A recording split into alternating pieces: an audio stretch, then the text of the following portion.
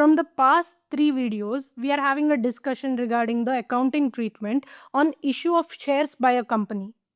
We saw that a company raises the amount due on its shares in installments, wherein we saw the accounting treatment in case of application of shares and allotment of shares. We also discussed the scenario where a combined account is opened for the accounting treatment for application and allotment stage in the issue of shares.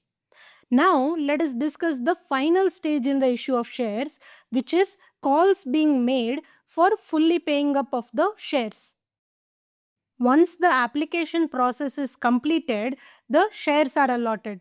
At the time of allotment, if the company does not call up the full value of shares, then the company calls up the remaining amounts in further installments. The calls are an important process in finally making the shares fully paid up. The timing of such calls may also be notified in the prospectus itself.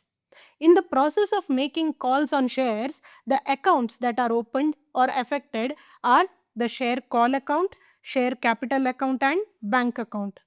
The journal entries for calls on shares are quite similar to the journal entries in case of share application and share allotment. However, before delving into the journal entries, let us discuss two important points that have to be considered by the company while making calls on shares.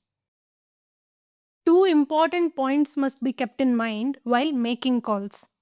Firstly, the amount called up to be paid by the shareholders in any call should not exceed 25% of the face value of shares.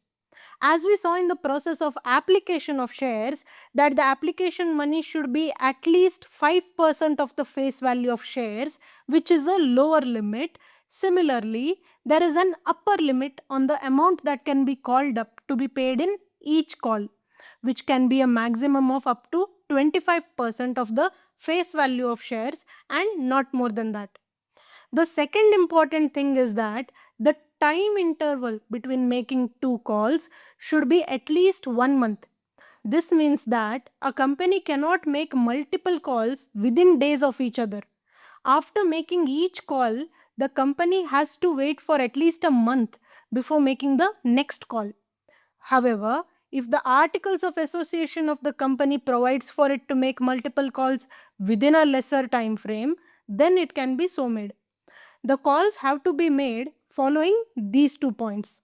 In the process of making calls, two transactions take place for which accounting has to be done. Firstly, when the call amount becomes due, the company should account for such amount having become due.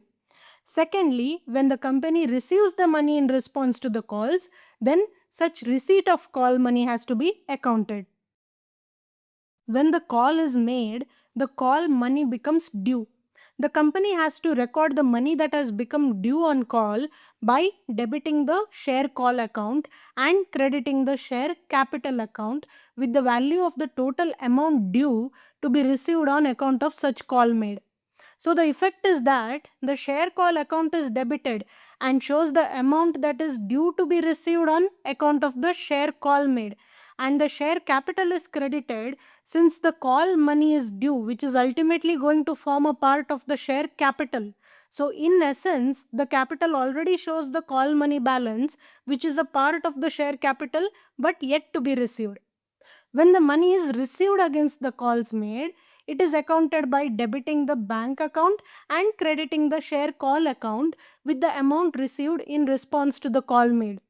The bank account is debited since company receives the money, and the share call account is credited to account for the money received for share call, which has already been posted to the credit of share capital when it had become due.